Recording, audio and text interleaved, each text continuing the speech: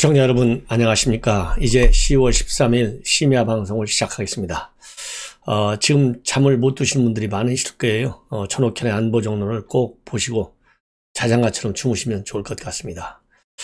지금 제가 자려고 그랬는데요. 또 중요한 뉴스들이 많이 쏟아져 나오네요. 심야에도. 그래서 이걸 정리하고 저도 잠을 들도록 그렇게 하겠습니다. 먼저 김도읍 의원실에서 분석한 내용인데요. 문재인 정권이 출범한 이후에 검사 이동 현상을 분석했습니다. 그랬더니요, 이 봐주기 수사를 했던 사람들 15명은 영전을 했고, 그리고 정권 비리 의혹을 파헤쳤던 검사들 35명은 좌천당했다. 이런 결과가 나왔어요. 그래서 이 좌천 인사 중에 대다수가 공소를 제기했거나 정부 여건에 불리한 공소를 제기했거나 아니면 재판 결과 유죄 판결을 받아내는 그러한 즉 살아있는 실세와 관련된 그런 수사에 있어서 민감한 부분을 건드린 검사들은 전부 보복 성격이 짙고, 또 이 검찰 개혁을 내세워 가지고 이 정부 내세워왔던 그런 정부가 이런 사람들에 대해서는 검찰 본연의 기능을 해치고 있다, 이렇게 비판을 하는 것으로 알려지고 있습니다. 그래서 이 35명 여러분들 아시잖아요. 조국 사건, 그 다음에 손혜원 사건, 그 다음에 울산시장 선거 개입 사건, 유재수 사건, 뭐 이런 이 사건들과 관련된, 그 다음에 추미애 아들과 관련된 사건, 이런 사람들은 대부분이 다 좌천됐어요.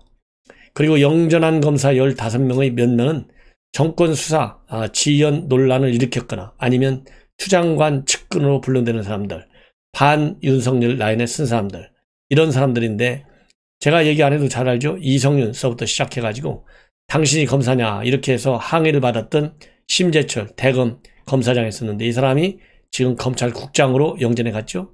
장영수 대구공업장과 신성식 대검 반부패 강력부장, 이런 사람들은 정의연대 회계 비리 의혹과 옵티머스 사건 수사를 통해서 감싸기 논란을 일으켰지만은 특혜를 받았어요. 그리고 추장관과 가까운 것으로 알려진 조남관 법무부 검찰국장, 부자연 서울중앙지검 3차장도 현 정부 들어서 쑥쑥 크고 있는 검사들이다.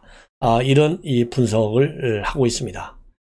그래서 이 김도읍 의원은 검찰이 본연의 역할을 할 수 없도록 방해하는 문재인 정부는 다시는 검찰 개혁이라는 말을 입에 담지 말아라, 이렇게 경고성 비판을 하고 있습니다.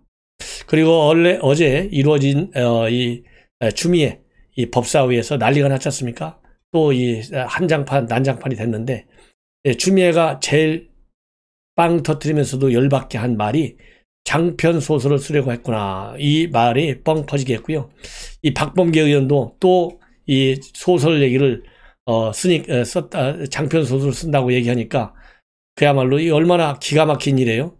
그래서 피식 웃었다, 이런 얘기가 나오고 있어요. 그래서 이러한 이 소설 쓰는 얘기는 지난번에도 윤한웅 의원과 추미애 간에 있었는데, 이번도 똑같은 사건이 또 벌어졌다. 그래서 이 장제은 의원이 피감기관장이 저렇게까지 답할 수 있느냐, 이렇게 윤호중 의원한테 항의를 하니까 윤호중 의원장 답변이 뭔지 압니까? 피감기관장은 그러면 저렇게 굽신굽신 해야만 하느냐? 감사위원이 호통만 쳐서는 제대로 된 답변을 받을 수 없다. 이렇게 해서 추장관을 또 끼고 돌았다. 참 끼리끼리 하는 거죠. 그 다음에 이런 이제 추미애가 결국 이제 오후 또 이루어진 이 국감에서 이 윤석열 총장에 대한 경고성 발언이 나온 것으로 그렇게 지금 알려지고 있어요. 그래서 윤석열 총장 관련해서 한 얘기는 뭐냐면, 윤석열 총장과 방상훈 지금 이 조선일보 사장이 윤석열 총장이 서울중앙지검장 시절 때 만난 걸 두고 비판을 한 것입니다. 이와 관련해서 박주민 의원이 검사장이 해당 검찰청에서 수사 중인 사건 관계인을 사적으로 접근했다면 검사 윤리강령 위반 문제가 될 수 있는데 이거 부적절하지 않냐, 다 짜고 치는 거죠. 뭐 이렇게 물었어요. 물으니까 시민단체의 감찰 요청에 대한 결정 여부를 이렇게 물으니까 아직은 없다, 감찰. 그렇지만은 지적을 참고해서 살펴보겠다. 그러니까 여차하면 윤석열 이 시민단체 감찰 요청 받아가지고 감찰 지시를 내릴지도 모르겠어요. 그리고 이 윤 총장 직후 취임 직후의 개혁 성과를 묻는 송기현 의원의 질문과 관련해서는 개혁으로 열심히 가는 중인데 조직 내에선 과거 인지수사부서를 중심으로 해서 조직적 반발이 지금 잠복해 있다. 이렇게 또 얘기를 하고 있습니다. 그리고 이제 검찰과 언론 유착, 요거는 현 정권의 하나의 컨셉이잖아요. 윤석열 총장 이 공격하는데, 그것과 관련해서도 윤 총장 이 언론과 유착이 기소 판단하는 데 큰 영향을 미치고 무리한 기소를 언론을 통해 만들어가고 있다. 지속적 개혁 방안을 찾아서 언론 유착을 통한 잘못된 수사 오류가 생기지 않도록 하겠다. 이렇게 얘기하고 있습니다. 그리고 조국 수사 잘못됐다라고 하는 얘기, 또 추미애 입에서 비슷하게 암시하는 발언이 나왔고요. 이 한동훈 검사장과 수사에 관련해서는 억울하면 수사에 협조해라. 한동훈 검사장이 핸드폰 비밀번호를 몰라가지고 지금 포렌식을 못하고 있다. 요렇게 얘기를 하고 있습니다. 참, 이 추미애 장관의 답변 태도와 자세, 답변 내용을 보면요, 기가 막히다. 이런 말씀밖에는 못 드리겠네요. 자, 그 다음에는 이제 추미애, 이 당직병, 결국은 제가 추석 때 이 당직병이 얘기를 했지 않습니까? 공개를 했잖아요. 만약에 추석 때까지 추미애와 아들과 그 다음에 변호인 사과를 하지 않으면 황희 반드시 고소하겠다 그랬는데요. 벌써 추석 지난 지가 이제 오늘이 13일이니까 2주가 됐는데 결국은 멈칫 망설이다가 현역 당시 당직 병장이 어제, 그러니까 날짜상으로 이제 어제죠, 동부지검에 명예훼손으로 고발을 했어요. 고소를 했습니다. 추미애 결국. 그리고 욕설한 네티즌 800명도 곧 추가 고소할 예정이다. 그래서 이 추미애는 국회 질의 답변을 통해서 본인을 허위사실을, 본인의 명예를 훼손했다 이거죠. 거짓말쟁이, 이웃 아저씨, 억측, 오류, 이렇게 해서 밀어붙였지 않습니까?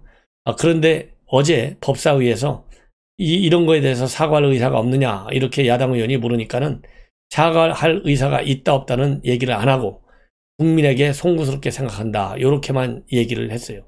그런데 지난 추석 때 당직 병장이 그렇게 사과를 안 하면 고소하겠다, 그러니까 이 변호사를 통해서는 사과할 것 같이 얘기를 했다가 하루 이틀만 기다려달라고 했다가 안 해버렸어요. 그리고 황희는 바로 사과를 했습니다. 그리고 직접 황희는 전화를 2번이나 걸어왔다고 그래요. 그래서 황희는 이번에 별도의 고소를 안 했고요. 이 추미애는 고소를 했다. 그래서 근데 이걸 동부지검에다 고소를 했어요.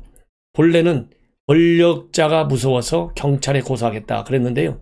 아무래도 사건을 지금 담당하고 있는 데가 동부지검이다 보니까 동부지검에다가 고소를 하는 것이 제대로 된 수사를 하는데 오히려 도움이 되지 않겠는가 이렇게 판단해서 생각을 바꿔가지고 이 동부지검에 했다. 그런데 이렇게 지금 얘기를 하고 있습니다. 그래서 앞으로 이제 이 네티즌들 800명 정도까지 다 고소하고 나면 이것도 앞으로 여러분들께 제대로 동부지검에서 수사하는지 살펴보겠습니다. 왜냐하면 지난 28일 날 동부지검에서 수사 결과를 발표할 때 당직 사병이 6월 25일 날 전화를 걸어서 집에 있는 걸 확인했고 그날 10시까지 6월 25일까지 들어와라 라고 한 것이 결국은 동부지검 수사 결과를 통해서도 밝혀졌어요. 그래서 이 현역 병장은 이와 관련된 내용을 동부지검의 대변인과 통화를 했고 확인했고 다시 대변인으로부터 현역 병장의 말이 맞다, 이렇게까지 녹취록까지도 다 공개를 했습니다. 그래서 동부지검에서 과연 이러한 추미애 허위사실과 관련해서 어떻게 수사를 진행하고 있는지 다시 또 우리가 감시감독을 철저히 해야 되겠다. 그래서 이 추미애의 이런 뻔뻔스러운 것과 관련해서 이 진중권 교수가 추한무치다, 즉 후한무치를 추자로 바뀌어갖고 추한무치다, 얼굴에 철판을 깔았다, 이렇게 비판을 강력히 하고 있다 말씀을 드리고요. 그리고 이제 이 옵티머스 사건과 관련해서 SBS가 또 이 단독 특종 보도를 했습니다. 뭐냐면 김봉현이가 결국은 이 민주당의 김 의원이라고 하는 분이 있죠. 정무위원회에 소속된 김 의원을 찾아가지고 이 부탁을 한 거예요. 부탁을 하니까 결국은 금감원에서 금감원 원장과 부원장한테 직접 전화를 해주겠다고 말한 뒤 김봉현 바로 앞에서 2차례나 통화했다. 이 김 의원이 요렇게 얘기를 했습니다. 그래서 이 뭐라고 부탁했냐면 김봉현이는 금감원에서 라임에 문제가 없다. 공식 입장 표명을 해줘야 하지 않겠느냐.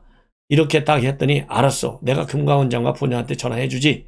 요렇게 하고서 아마 말을 한 것 같아요. 왜냐하면 그 자리에서 금감원장과 부원장에게 전화해주겠다고 말한 뒤 바로 자기 앞에서 2차례 통화를 했다고 합니다. 그리고 김 의원이 통화에서 소정펀드인 라임펀드 상품이 은행판과 맞겠다는데 금감원 차원에서 해결해줘야 하지 않겠느냐라고 말하는 걸 들었다. 전화를 끊은 뒤에는 금감원에서 고강도 조사 자수는 아니라고 하는 것 같다고 전했다. 그러니까 전화를 걸으니까 금감원에서 뭐라고 얘기했을 거 아니에요. 그 뭐라고 얘기하는 내용을 듣고 나서 김 의원이 김봉현이한테 뭐라고 얘기했느냐. 고강도 조사 착수는 아니라는 것 같아. 요렇게 얘기를 전해준 것 같아요. 이 전화한 시기는 당시 언론 보도를 통해서 금감원 이 대대적인 감찰이 나올 것이다. 조사가 나올 것이다. 요런 얘기들이 많이 나돌 때 금감원에 전화를 했다는 겁니다. 네. 그런데 이와 관련해서 이 김 의원한테 SBS 기자가 또 물었어요. 물어야 이제 제대로 또 보도를 해서 이 잘못된 허위 기사라고 또 시비가 안 들어오니까요. 그랬더니 김 의원은 SBS 기자한테 금감원장에게 전화한 적이 없다. 강하게 부인을 했다고 합니다. 그런데 중요한 것은요. 더 중요한 것은 뭐냐.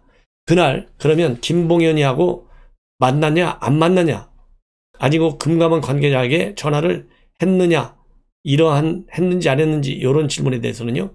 일체 답을 안 했다고 그래요. 이 얘기는 뭡니까? 답을 안 했다는 얘기는 이 답을 안 했다 해도 걸리고 또 했다 해도 걸리잖아요. 그러니까 말을 안 하는 것이죠. 이거는 사실상 SBS의 보도에 신뢰성이 가는 그런 부분인 것 같다. 이런 말씀을 드리고 싶고 또 윤석헌 금감원장은 이 SBS의 요와 관련해서는 기억이 나지 않는다. 그리고 자료도 없다. 요렇게 해석을 하고 있습니다. 자, 윤석헌 금감원장 얘기도요. 사실상 SBS의 보도에 좀 신뢰성이 간다. 이런 얘기가 아니겠습니까? 그래서 이 김봉현 씨가 강기정이한테 5천만 원을 줬다. 이것도 굉장히 폭탄 선언이나 마찬가지인데 본인이 정무위 소속 민주당 의원을 만났는데 본인 앞에서 금감원장과 부원장한테 전화하는 걸 들었다. 요거 외압 행사고요. 그야말로 이런 것이 결국은 로비 의혹과 관련된 거 아니겠어요? 그래서 이 김 의원도 결국은 라임, 기동민이도 전부 조율하고 있잖아요. 이 사람도 아마 소환 조율 대상에 들어가 있지 않을까 이런 생각이 듭니다. 자, 지금은 이제 국민의당 소식을 전해드리겠습니다. 김종인 비대위원장이 어제 비대위회의 전에 비대위원들하고 주요 당직자들하고 티타임을 가졌다고 합니다. 그 티타임을 가졌는데 거기에서 매우 이례적인 발언이 나왔어요. 뭐냐? 첫 번째로는 이런 식으로 하면 대선에서 진다. 이런 의기감을 가졌고요. 그 다음에 또 하나는 뭐냐? 내가 이런 상황에서는 이 자리를 그대로 갖고 가기가 어렵다. 이런 얘기를 했다는 거예요. 그래서 이거 중간에 그만두는 거 아니냐. 이런 지금 뉴스가 계속 나오고 있어요. 그러면은 이런 상황에서는 계속해서 이런 식으로 하면 대선에 친다. 이 얘기는 결국 뭐냐.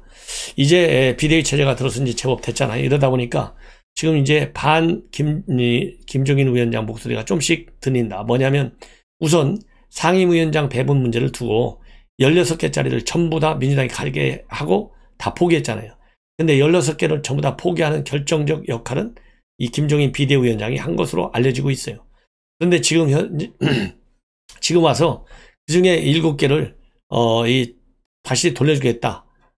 이런 얘기들이 나오는 거예요. 다시 재배분하자. 이런 것이 당내에서 지금 나오니까 여기에 대해서 이 불편한 심기를 가지고 있다. 그래서 최소한 더 버틸려면 전반기는 끝나고 검토하든가 해야지.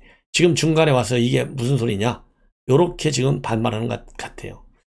그리고 또 최근에 경제 3법 이런 거 가지고서도 지금 이 찬반 양론이 국민의힘 안에서 나오고 있어요. 경제 3법 아시잖아요, 여러분들. 예, 이런 거에 대해서도 지금 반대 의견, 또 경제 민주화, 또 뭐 여러 가지 이런 문제에 관해서 그러니까 이제 김종인 비대위원장의 이런 입법 문제 이런 거에 관해서 또 공수처장 추천 후보위원을 보내는 문제 이런 거에 관해서도 지금 얘기가 좀 다양한 목소리 나오고 있고 또 이번에 유일호 전 경제부총리를 선대위원장에 앉히려다가 못 앉히고 김상훈 의원을 앉히면서 또 이름을 바꿨어요. 경선준비위원회. 이것도 당내 또 친박계가 해먹느냐, 이런 비판이 나오니까 또 바꾼 거 아니에요? 이러다 보니까 김종인 비대위원장은 좀 화가 난 것이 아니냐. 그래서 이러다가는 비대위를 더 끌고 가지 못할 수도 있다. 그리고 이 당이 총선 참패에도 여전히 기득권 문화에 젖어 있다. 이런 지금 현재 김종인 비대위원장의 일종의 불만이랄까요? 이런 것이 언론에 자꾸 새어 나오고 있어요. 근데 제가 보기에는 이러다가는 비대위를 더 끌고 가지 못한다. 이런 것은 사실상 내가 뭐 그만두겠다. 이런 얘기보다는 이 김종인 비대위원장의 생각과 다른 목소리들이 더 큰 목소리 나오고 있고, 그렇다고 본다면 나름대로 지금 이제 개혁을 하겠다는 거 아니에요? 혁신을. 그래서 내년 이 보궐선거에서 좀 이겨보겠다. 요런 가운데서 정강도 바꾸고 정책도 바꾸고 당 이름도 바꾸고 당 색깔도 바꾸고 당사도 바꾸고 싹 다 지금 하드웨어를 지금 바꾸고 있어요. 그래서 지금 소프트웨어를 지금 바꾸려고 하는 거예요. 그것 중에 하나가 이제 공정경제 3법 이런 것이 아니겠습니까? 요런 건데, 그리고 5.18 이 광주 거기도 가서 또 이 무릎 꿇고 사과도 하고 사죄하고 이 죄송하다고도 하고 이렇게 많은 제스처를 쓰고 있어요. 요런 거에 대한 이제 비판적인 목소리에 대해서 상당히 김종인 비대위원장의 심기가 안 좋은 것이 아니냐.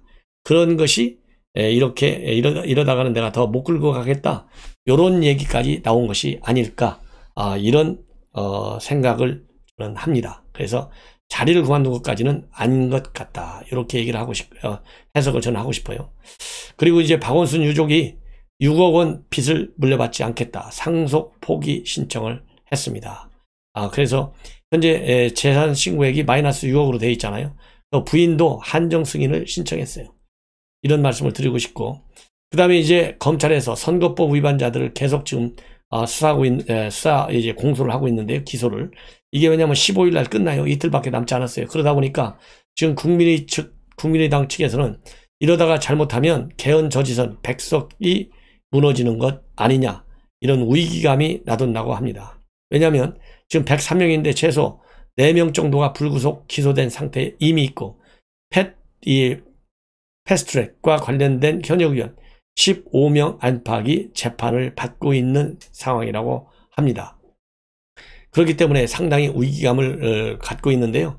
지금 4명은 누구냐면 불구속 기소된 이채익 울산 남갑, 박성민 울산 중, 홍석준 대구 달서갑, 이런 사람들이 선거법 위반 혐의로, 김선규는 공직선거법과 정치자금법 위반 혐의로 기소되어 있다고 합니다. 그리고 대구지검 포항지청도 김병욱 의원을 피고발인 신문으로 소환해 조사한 것으로 알려지고 있어요. 그리고 이 패스트트랙법과 관련해서는 송원석, 이만희, 김정재, 박성중 이런 9명의 의원이 재판을 받고 있다. 그래서 총 15명의 운명이 지금 달려있다. 그래서 긴장감과 위기 속에 살고 있다. 이런 말들이 지금 나오고 있습니다. 이상으로 심야 방송을 마치겠습니다. 편안히 주무십시오.